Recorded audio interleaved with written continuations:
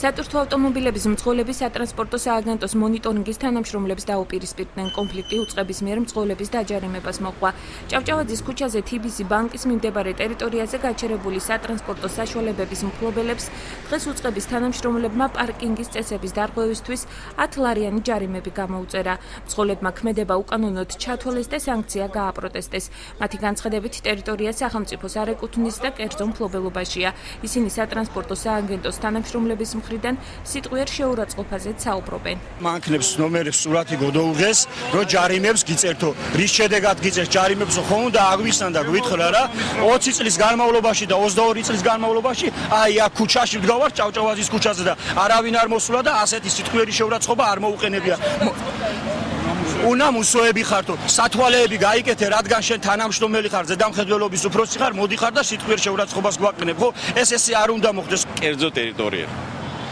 გაყიდული ტერიტორია იმ პიროვნებად ჩვენთან იყო აქ მოსული, რომ ამ ტერიტორიასთან დაკავშირებით ჯერ არ ვაშენებ არაფერი და იყოს ეს მანქანები, მე არაფერს ხელს არ მიშლის, მაგრამ სიტი პარკის წარმომადგენლები იყვნენ დღეს მოსულები. ხო და მაგენი კონკრეტულად მოითხოვენ, რომ ესე იგი ჯარიმა უნდა დაგიწეროთო. აქ გაჩერება არ შეიძლებაო. რომელიც მაგის უფლება მაგის არა აქვს. 20 წელია აქ ავდგევართ, არ დაგვირღვევია არანაირი კანონი და შეურაცხყოფა ვინმეზე არ მიგვიყენებია ბატონო და რაღაც პატარა დათმობები უნდა ეს ვინ მოვიდა და რა გიქნა? პარკირების ხალხი იყო და სიტყვიერად გულანძღავენ ასე გამოდის და გვემუქრებიან. ბათუმის სატრანსპორტო სააგენტოს წარმომადგენლები მძღოლების ბრალდებებს უარყოფენ და აცხადებენ, რომ შეურაცხყოფის ფაქტებს თავად მძღოლების მხრიდან ჰქონდა ადგილი.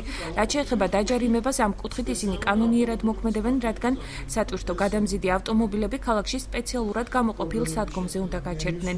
ტერიტორია კი ქალაქის საკუთრებაა. ჩვენამდე ვერანაირი საბუთი ვერ წარმოადგენს, რომ ეს ტერიტორია არის კერძო საკუთრება, ან სხვისი საკუთრება, ან ვიღაცამ იქ მოაწყო პარკირება. ნახეთ, რომ იქ სადაც სპეციალური ავტომობილები, ანუ ავტომობილები, რომლებიც მიერ ხდება ფასის გადახდით, თვირთების გადაზიდვა, სამშენებლო ტრანსპორტი და ასე შემდეგ, არ იყო ქალაქის საკრებულოს მიერ გამოყოფილ სპეციალურ სადგომ ადგილებზე. ამის მიხედვით, ამიტომ დაიწერა ჯარიმები და დაჯარიმდნენ ეს ავტომობილის მძღოლები. იმ შემთხვევაში, თუ კი მძღოლები 10 ლარიან ჯარიმას დროულად არ გადაიხდიან, გაფრთხილების შემდგომ მათ 150 ლარიანი საურავი დაეკისრებათ.